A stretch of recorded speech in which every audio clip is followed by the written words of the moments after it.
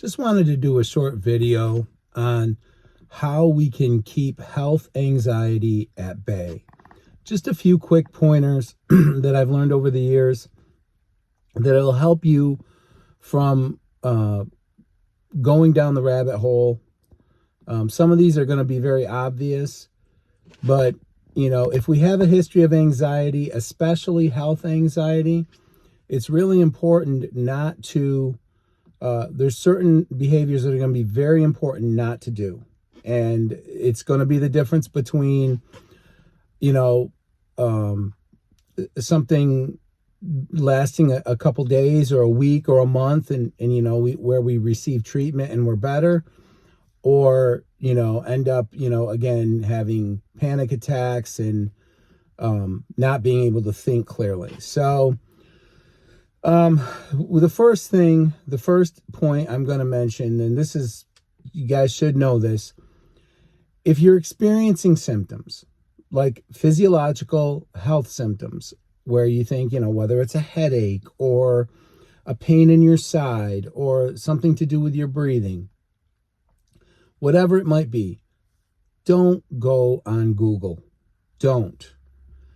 Because for normal people, they can do that really quickly and check and then make an appointment with their doctor for neurotypical people.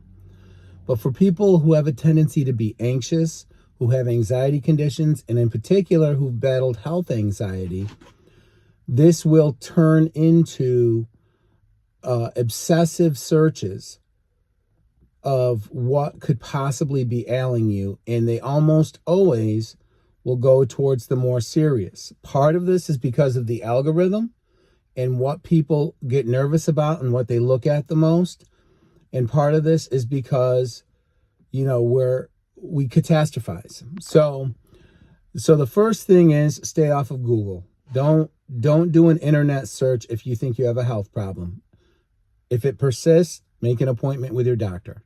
That's what you do. And trust what they say. But let me get into my other points.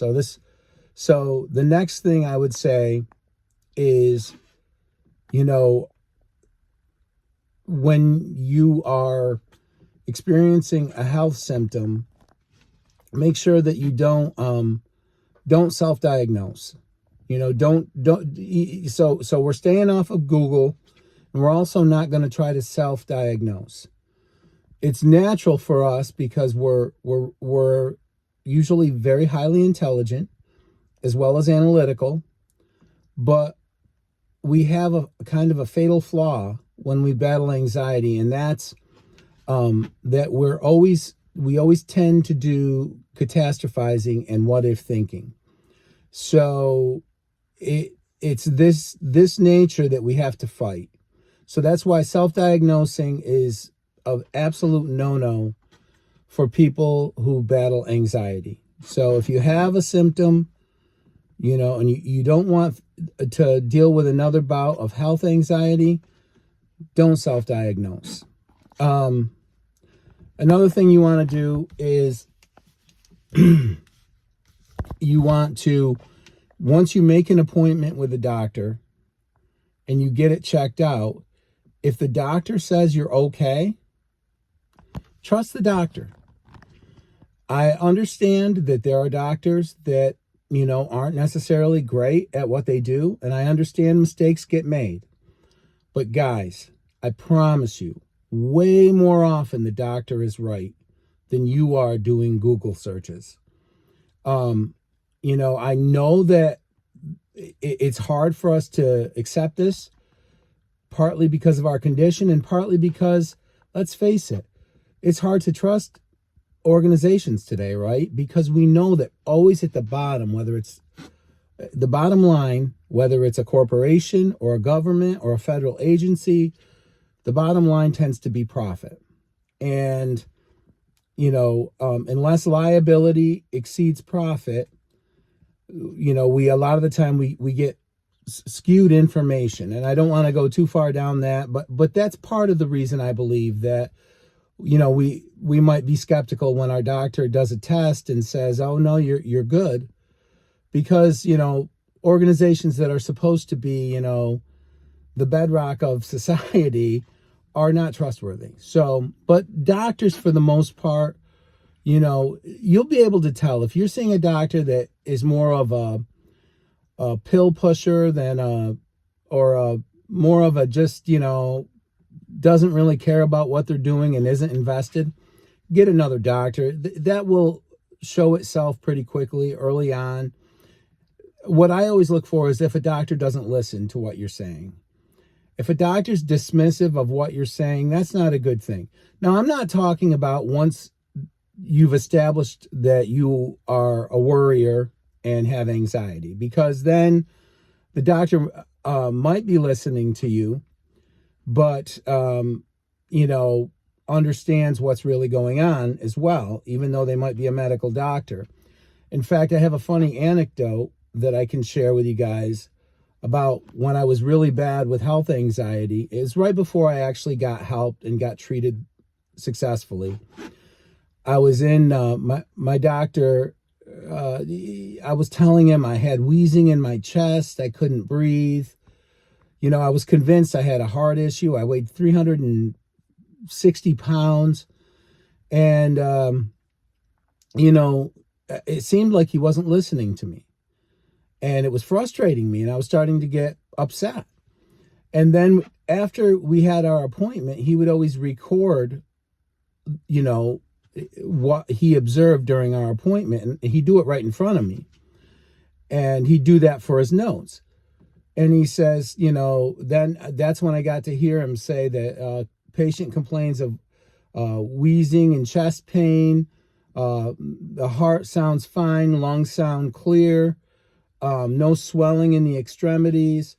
So, and you know, he had told me at the end of that visit, he says, I do not believe that your problems are physiological. And that's when he gave me the number to the doctor that actually ended up helping me with my anxiety. So, you know, trust the doctors when, especially after they run diagnostic tests, you know, because again, can things be missed? Absolutely, guys. You know, it's not likely that you're going to get struck by lightning or eaten by a shark, but it can happen. And you're way better off betting on a doctor, especially once you've established some trust with that doctor. Betting on a doctor's diagnosis and ability to diagnose things, you're going to be way better off doing that than looking for answers on Google with no medical degree and you know, a fatal flaw that is your tendency to catastrophize and never be satisfied. Always look for reassurance and never be satisfied with the answer. So it's just going to be, you know, the worst thing in the world for you to deal with. Another thing, as far as battling health anxiety, remember this, guys. A lot of the time we're always of this mindset that, you know, because this is a fight that a lot of people I know, and I know quite a few people with anxiety, and this includes myself. A lot of the time there is a physiological problem, but it's just not of the magnitude that our minds are catastrophizing it into. For instance, I have allergies. That was definitely one of the things that I was battling with my onset of panic attacks. I think it probably made me feel breathless too. It definitely exacerbated the dizziness, but it was allergies. It wasn't, you know, it wasn't cancer. It wasn't a heart condition. It wasn't any of these horrible, terrible things. But see, that's what happens. So this is what I'll tell you. You very well may have a physiological health problem. There's a really good chance it's not serious. So that's why, again, you have to go back to listening to what the doctor says. And remember, once health anxiety turns on full bore, you're going to be hypersensitive. Your nervous system's going to be hypersensitive. Then you can no longer trust symptoms. Then your symptoms will be exaggerated greatly sometimes. I'm sure a lot of the people who watch the channel have had that feeling of breathlessness. I have had it. I have close relatives that have had it. Literally, I had it one time so bad that I had a family member rush me up to the hospital. and my oxygen was 98 or 99%, I was not breathless. I just felt breathless. That's anxiety. And so just trust the doctors. That's why, some people do well with health monitors and some people don't. That's something you have to know about yourself. I have an Apple Watch, and it comes in handy because when my mind starts playing tricks on me, especially now that I'm in my 50s, when my mind starts playing tricks on me, it's really good to be able to look down and see my oxygen's good, to see that, my heart rhythm is fine, to see these things so that that you're not, that it's more just anxiety than anything else. For me, it's a benefit. Now, I don't know that it would be a benefit when I was untreated, because then your heart's racing a lot of the time. Who knows? Who knows about, certainly, anxiety can also cause arrhythmias. Anxiety can cause a whole host of problems. But so you wanna make sure you listen to your doctors. Don't go on Google. Understand that you might have a physical health problem, but it's probably not life or death.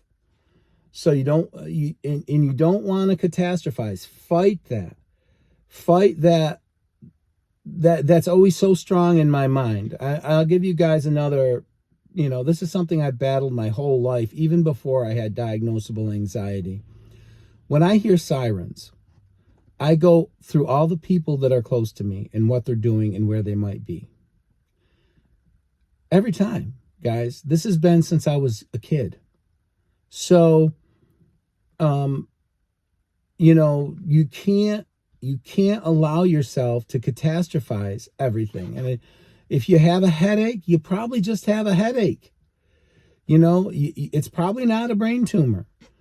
And, and the same with a whole bunch of things. Allergies make you feel miserable, absolutely miserable, but they're not life-threatening generally. I mean, they can be, obviously, if we're talking about acute allergies to foods, or, somebody with pre-existing asthma or something. But for the most part, we're talking clogged sinuses, stuffy nose, things of that nature. We're not talking, meeting the reaper. So